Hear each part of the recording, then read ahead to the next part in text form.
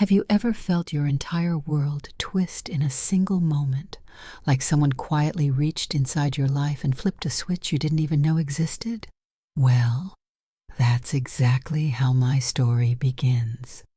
I was standing in my bedroom that Saturday morning, humming to myself as I folded the soft lilac blouse I had picked specifically for our trip. Yes, our trip. A long-awaited Italian holiday with my daughter, Isabella. I had imagined sunlit streets, little cafes in Rome, and the two of us laughing the way we used to when she was a teenager. My suitcase sat wide open on the bed, practically smiling at the thought of adventure. The weather app on my phone promised clear skies in Italy. Perfect for the museums and walking routes I'd highlighted in my travel guide. I had even saved a tiny spot in my carry-on for the gelato I planned to brag about to my friends later. But then, my phone buzzed. Once, then again. Isabella's name flashed across the screen. I assumed she was sending last-minute reminders, maybe confirming if I had packed my passport or if we were still meeting at the airport 2 hours early like we always did. Still smiling, I wiped my hands on my jeans and picked up the phone. And that's when everything shattered, quietly, cruelly, and without warning. Her message wasn't cheerful. It wasn't a reminder. It wasn't anything I expected. Mom, you won't be coming with us anymore. Marcus thinks it's better if this trip stays just family. His parents are joining us instead. I read it once, twice, a third time, hoping the words would magically rearrange into something less heartbreaking. Just family. But I am her family. I'm her mother. I planned this entire trip. I bought the tickets. I researched the restaurants, the hotels, the tours. I spent nights at my dining table marking little sticky notes into guidebooks so we wouldn't miss a single hidden gem. How could she say that to me? My hands trembled as I typed back the only word my stunned brain could manage. Okay. The word felt like it weighed more than the entire suitcase beside me. I looked around my room at everything I had prepared for a vacation I was suddenly no longer part of. My brand new camera sat unopened in its box. The travel-sized toiletries lined up neatly on my dresser looked almost foolish now. The excitement I'd been carrying all week dissolved into something cold and hollow. Slowly, I closed my suitcase. Every metallic click echoed like a door slamming shut inside my chest. And right when I thought the worst was over, a photo notification popped up on my screen. A photo that would sting far deeper than the message itself. Because what I saw in that photo was only the beginning of a betrayal I never imagined my own daughter capable of. Have you ever felt a single picture punch you harder than 1,000 hateful words? That's what happened next. And honestly, it still sends a cold sting down my spine when I think about it. Still sitting on the edge of my bed, suitcase shut like a tomb beside me, I saw my screen light up again. A new notification, a posted photo. I almost ignored it, but curiosity, that stubborn little thing, made me look. And there it was. Isabella, Marcus's parents, all 4 of them standing in front of the Colosseum, smiling, glowing, already deep into the vacation I had planned, I had paid for, I had spent months daydreaming about. My heart thudded so hard it felt like my ribs might crack. The caption under Isabella's post read, "So grateful for precious family time in the Eternal City." Family, a word that suddenly felt like a knife pressed against the softest part of me. I counted the faces in the picture again, as if miscounting might make someone, anyone, disappear and make room for me. But no, 4 faces, 4 smiles, 0 space for the woman who raised her. The room felt too quiet, too heavy. The tick of the clock on my wall suddenly sounded loud, almost mocking. I put my phone down, stood up, walked to the window, and stared at the neighborhood I'd lived in for years. Everything seemed normal out there. Kids biking by, sprinklers clicking on, dogs barking in the distance. Ordinary life continuing while mine quietly cracked. I shouldn't have looked again, but I did. I clicked on Isabella's profile. More pictures, different streets in Rome, different moments, all with the same 4 faces. Not one with me. One photo even showed them sitting at a cafe I had circled in my guidebook weeks ago. I recognized the exact table I'd hoped we'd share, the one with the perfect view of the Trevi fountain. Marcus's mother held a glass of wine. Isabella's smile was easy, effortless, like she wasn't drowning her own mother in silence thousands of miles away. My knees felt shaky. I sat down again, pressing a hand to my chest as if I could steady the ache building there. I picked up my phone with trembling fingers. I needed answers. I deserved answers. And with the time difference, it was already afternoon in Rome. Perfect time to call. I inhaled deeply, pressed her name, and lifted the phone to my ear as the international ringing tone echoed like a countdown. 3 rings, 4 rings. Then, "Hi, Mom," Isabella said cheerfully, as if nothing had happened at all. But what she said next would hurt far more than the photos. Have you ever heard someone you love speak to you, yet their voice feels like it belongs to a stranger? That was exactly how Isabella sounded when she picked up the phone. "Hi, Mom," she chirped, her voice light and bright, with laughter and street noise in the background. Rome behind her, a world away from the heaviness sitting in my chest. But I didn't bother with small talk. I couldn't.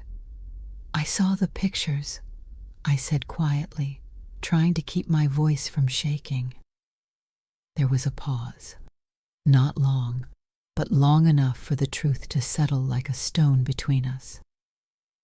"Oh," she replied, her tone shifting instantly, like a curtain falling. "We were going to tell you later."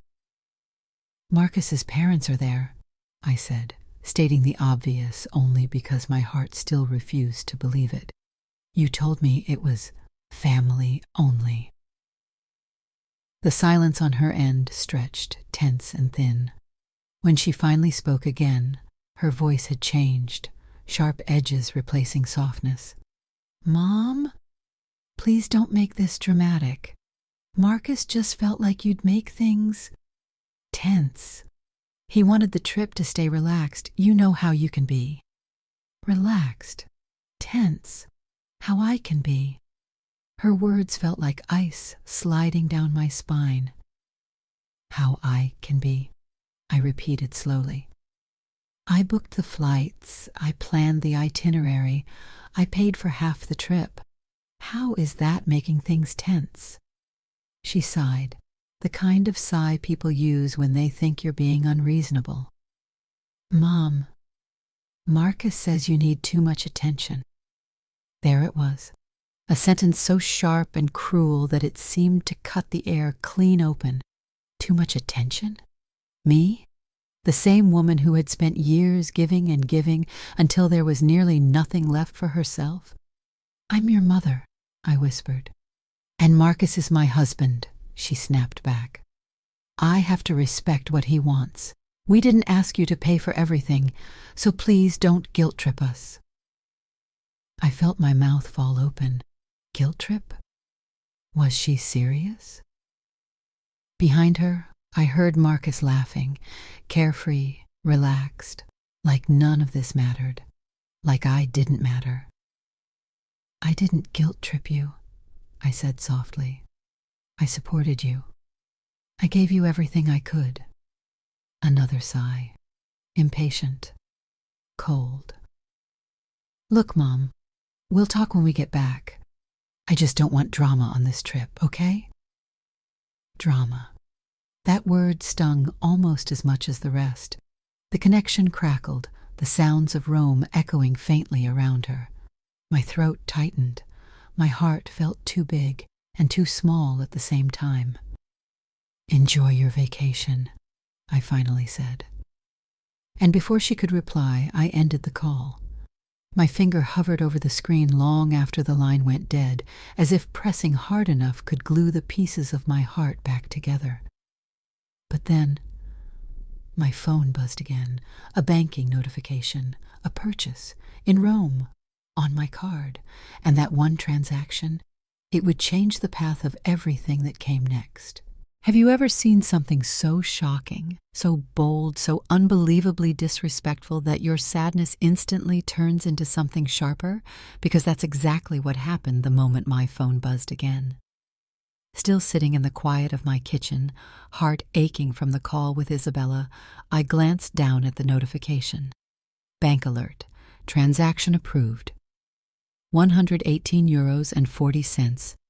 Il Giardino Romano, Rome, Italy. For a second, I genuinely thought my eyes were playing tricks on me. I stared, blinking, reading it again. Il Giardino Romano, a fancy restaurant, in Italy, paid for with my emergency card, the one Isabella promised she would only use for true emergencies. Then another notification appeared. Bank alert, €54.90, Roman boutique, and then another, €32, Gelato Roma Classico. Her family-only vacation was being funded with my money, the same family who had just uninvited me. My heartbeat thrummed painfully in my ears. I opened my banking app with stiff fingers, and what I saw made my stomach twist. Hotel charges, restaurant bills, shopping receipts, tour reservations, nearly all of them in Isabella's name. Nearly all of them on my secondary card, the one she was supposed to only use if absolutely necessary, Mom, I promise. A hollow laugh slipped out of me. Not amused, more like disbelief mixed with heartbreak. They didn't want me there, but they wanted my wallet. I stood up from the table and paced across the kitchen floor, the tiles cold beneath my bare feet. Every step felt like walking through memories I didn't want anymore. I remembered lending her that card when she got her first apartment, helping her build credit, helping her get through rough months, helping her feel stable. Help, help, help, always me. My thumb hovered over the Manage Cards section of the screen. My breathing slowed. My decision sharpened. I scrolled to her name. Authorized user, Isabella Reyes, access granted. Full privileges. My finger trembled, not from fear, but from finally waking up. I pressed Remove User. A confirmation box appeared. Are you sure? This action cannot be undone. I exhaled, a long, steady breath I felt deep in my bones. Yes, I whispered, even though my phone didn't need to hear it. I tapped Confirm. And just like that, for the first time in years, the power shifted. Back to me. The surreal calm that came afterward felt almost like stepping into sunlight after standing too long in the cold. I set my phone down, made myself a warm cup of tea, and stared out the window at my backyard, the one place in the world where everything still made sense. Just as I lifted the cup to my lips, my phone rang. Loud, insistent, international number displayed on the screen. Isabella, calling from Rome, and the moment I picked up that call, her fury made the earlier conversation look gentle. Have you ever answered a call knowing it won't bring anything good, yet you pick it up anyway? That's exactly how I felt when I slid my thumb across the screen and brought the phone to my ear. Hello, Isabella. There was no greeting on her end, no warmth, no pause, no hint of guilt, just pure, unfiltered fury. Mom, what did you do? She snapped, her voice so loud I pulled the phone slightly away. Why was my card declined? In front of everyone. I took a slow breath, calm, steady, firm.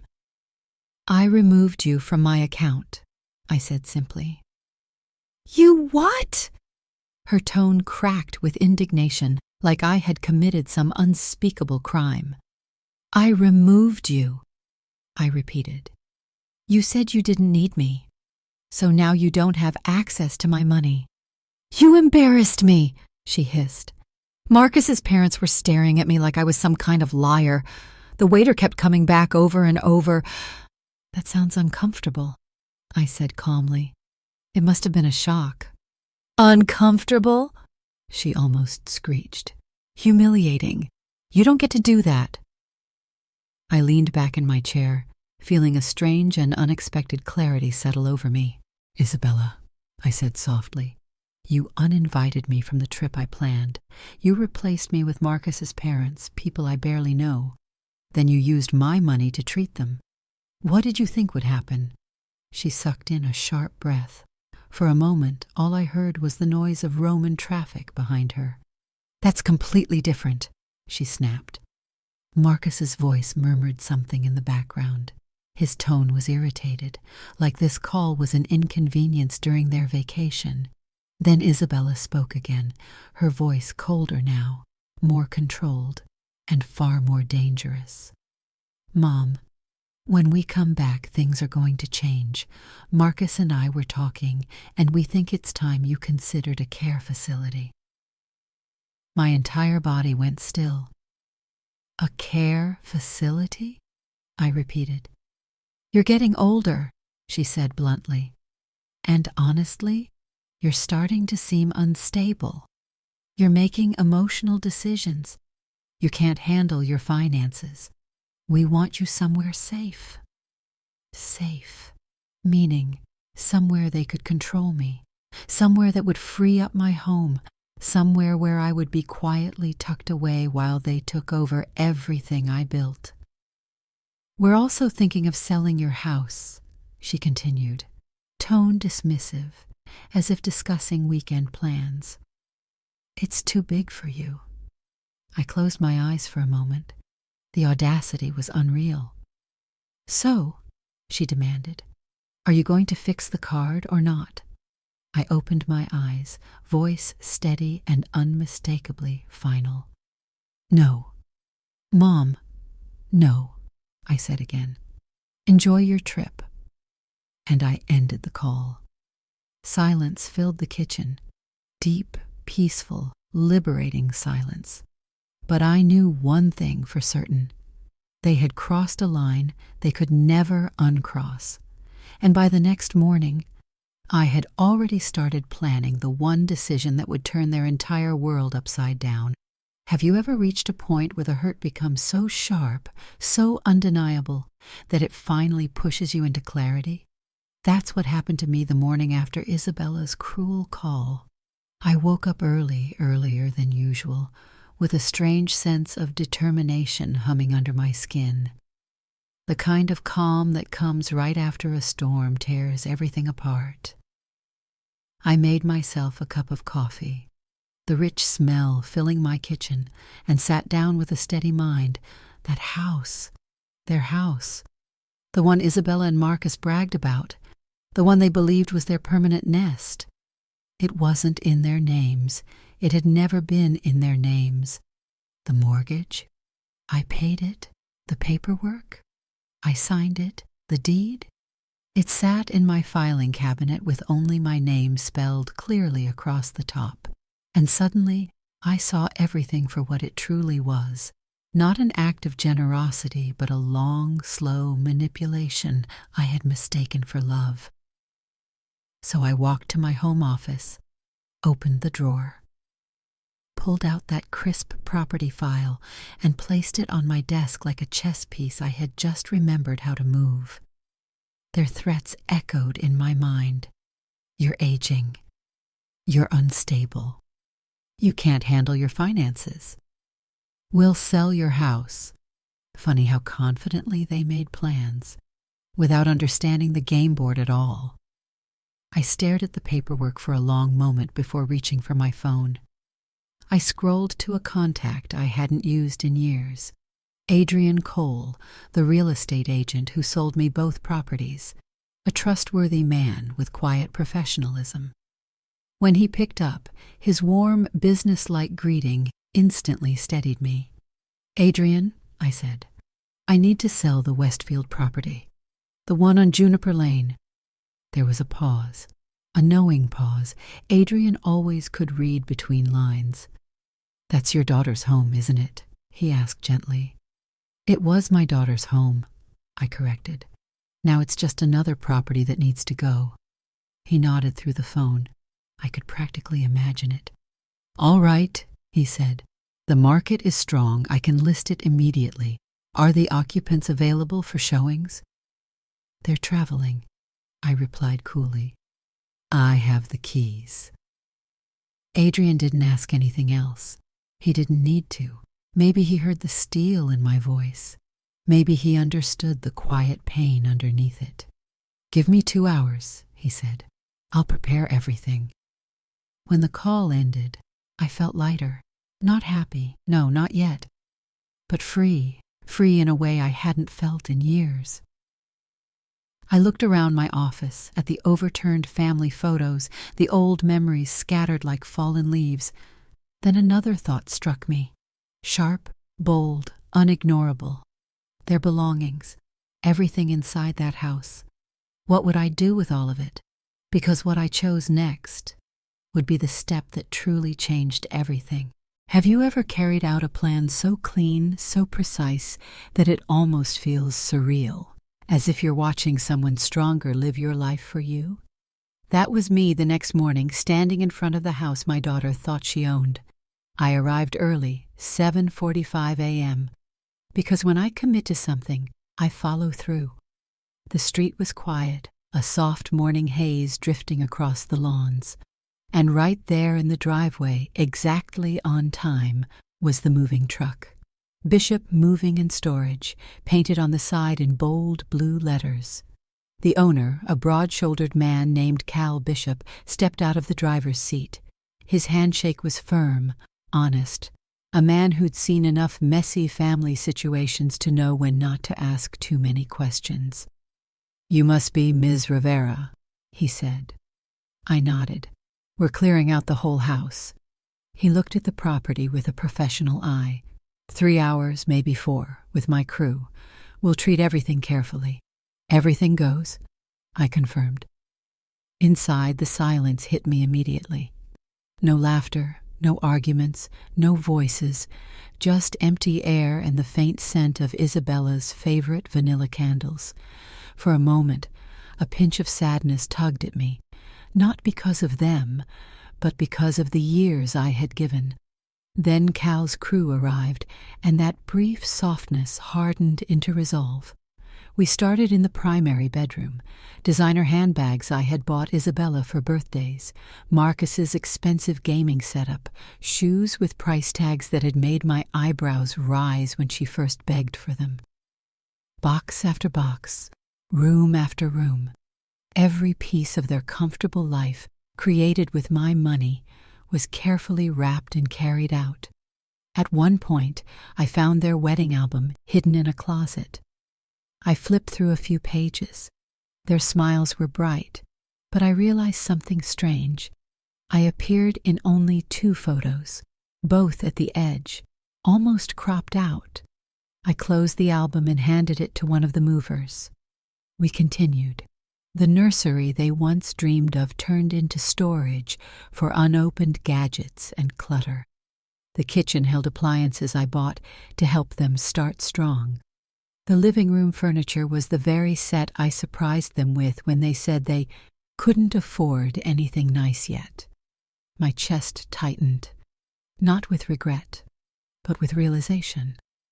I had built this life for them. They had simply lived inside it. By 11:45 a.m., the house echoed, completely empty, sunlight stretching across bare floors. It looked smaller than I remembered, small and hollow, just like the gratitude I kept waiting for but never received. We drove to the storage facility next, Unit 38B. Every box, every piece of furniture, every memory they had carelessly taken for granted went into that metal room. I paid Cal and gave him the biggest tip of his week. He looked at me with genuine respect. "Hope things get better for you," he said. I nodded, because deep down I already knew they would, but then my phone buzzed in my pocket, a message from the realtor. "We have an interested buyer, cash, wants to move fast." And that buyer? Their arrival would lead to a scene Isabella and Marcus never saw coming. Have you ever done something so bold, so quietly powerful, that even you feel a little shocked by your own strength? That was me, sitting in my car outside the storage facility, reading Adrian's message. "Cash buyer, very interested. Can you come in today?" My answer was simple, yes. 2 hours later, I walked into Adrian's office with the confidence of someone who finally remembered her worth. Papers rustled, printers hummed, and by early afternoon, we were reviewing a solid offer from a young couple eager to settle quickly. Their names were Aidan and Marissa Clark, both in their early 30s, recently relocated for work, with that fresh excitement of a couple ready to start a new chapter. When I met them for the walkthrough of the now empty house, their eyes sparkled like they'd just found treasure. "We love this place," Marissa said, running her hand along the stair railing. Aidan nodded. "It feels like home already." Their energy made my chest soften. This house had never truly been a home for Isabella and Marcus.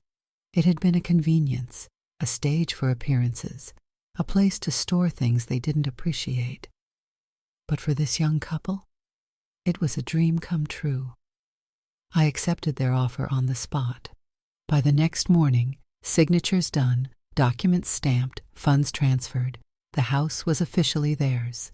Fastest sale of my life. Clean, legal, unapologetic. By Saturday, I decided to drive by one last time, only to see something that made me stop the car right there on the curb. A U-Haul sat in the driveway. Aidan and Marissa were unloading boxes, laughing, carrying in potted plants and a baby swing. A baby swing. A peaceful smile tugged at my lips. This house was finally going to hold real happiness. I parked across the street quietly, just watching the simple, pure joy happening in front of me. Kids rode bikes down the sidewalk. The afternoon sun warmed everything in a soft, golden glow. Then, as if timed by the universe itself, a taxi pulled up to the curb. My heart didn't speed up, didn't panic, didn't ache. I simply watched.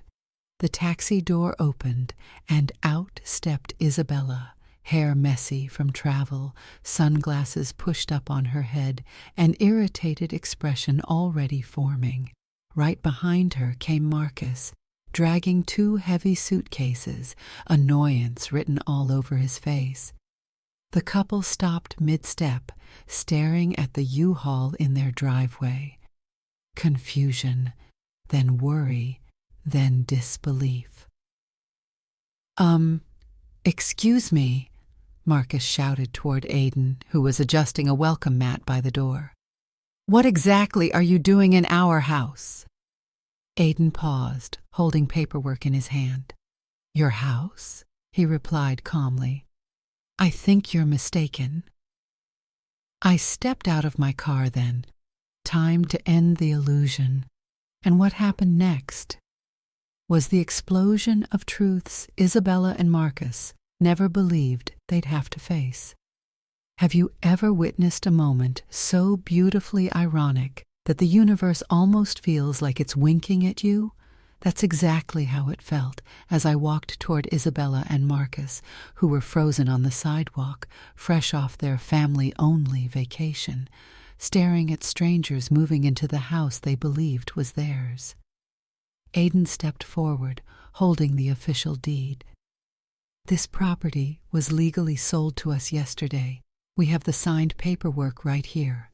Marcus's face turned a deep shade of red, anger mixing with panic. That's impossible. This house belongs to us. Before Aiden could answer, Marissa appeared with a phone in hand. If needed, we can call the police to sort this out, she said gently but firmly. That's when Isabella finally noticed me approaching. Her eyes widened, confusion, recognition, then pure rage twisting across her face like a storm rolling in. "Mom," she snapped. "What is going on? Why are these people in our home?" I stopped a few feet away, calm as the morning breeze. "Because," I said, "this is no longer your home." Her voice broke into a high-pitched disbelief. "You sold our house? Without telling us? Without our permission?" "It wasn't your house," I replied. "It was mine alone. It always was." Marcus pointed a shaking finger at me. "This is illegal. You can't just sell someone's home while they're on vacation." I tilted my head slightly, studying him the way you might study a loud, confused child. "Marcus, the deed was never transferred into your names. Not once. You lived here because I allowed you to. That permission has now expired." He stepped closer, trying to intimidate me with his height. "We're going to sue you for this. We'll get everything back." "With what money?" I asked softly. "Your card was declined in Rome, remember?" The words hit him like a slap. His jaw tightened. Isabella, meanwhile, looked like she was unraveling. Mom, you wouldn't do this to us," she pleaded, voice trembling. "Where are all our things?" I reached into my purse and handed her an envelope. She tore it open, eyes scanning the paper furiously. "Storage Unit 38B, she read aloud. "You moved everything into storage?" "I did," I said. "It's all safe. The first month is paid." "This is insane," she cried. "You ruined our lives." "No," I corrected gently. "You ruined your own by treating me like a wallet, not a mother." Marissa stepped forward timidly. "We really don't want to be part of a family dispute. So if you could move this conversation elsewhere." I smiled warmly at her. "Of course. Congratulations on your new home." As I walked back toward my car, Isabella shouted after me, "This isn't over, Mom!" I paused just long enough to answer. "It is for me." But the true ending? That came later, when the law got involved and proved exactly who was right. Have you ever felt a moment so full circle, so sharply poetic, that it almost takes your breath away? Because that's exactly what happened 3 months after the confrontation, when the final piece of this long, painful puzzle clicked perfectly into place. One quiet afternoon, I was sitting at my kitchen table with a cup of chamomile tea when the doorbell rang. A man in a crisp suit stood on my porch, a process server, holding a stack of legal documents. Isabella and Marcus were suing me. I didn't flinch, didn't gasp, didn't crumble. I simply signed for the papers and closed the door gently behind me. By that evening, my lawyer had already reviewed everything. The next morning, the judge reviewed it too, and by lunchtime, I held the official ruling in my hands. Case dismissed, with prejudice. Property owner had full legal rights, plaintiffs liable for all attorney fees. The law was clear. My boundaries were legal. My peace was protected. I placed the ruling gently into a folder labeled closure, because that's what it was. The town talked about it for weeks, the story spreading like wildfire. Some people whispered sympathy for Isabella, but most shook their heads knowingly. A mother deserves respect. Marcus always struck me as entitled. She gave them everything. They gave her nothing. Normally, gossip would have embarrassed me. But now, it felt like truth finally standing tall. A few days later, I did something I hadn't done in years. I went to the local pet shelter just to look. Of course, that's how all life-changing things begin. Quietly, casually, without warning. That's where I met Luna, a gentle golden retriever with warm eyes and a tail that thumped the moment she saw me. She nudged her head into my hand like she already knew me, like she'd been waiting for me. And just like that, neither of us was alone anymore. That night, while Luna slept peacefully beside me, I did something bold. I searched for travel trailers online, not for Isabella, not for Marcus, for me. A week later, I drove home with a silver Airstream hitched to the back of my car, and a heart full of something I hadn't felt in so long: possibility.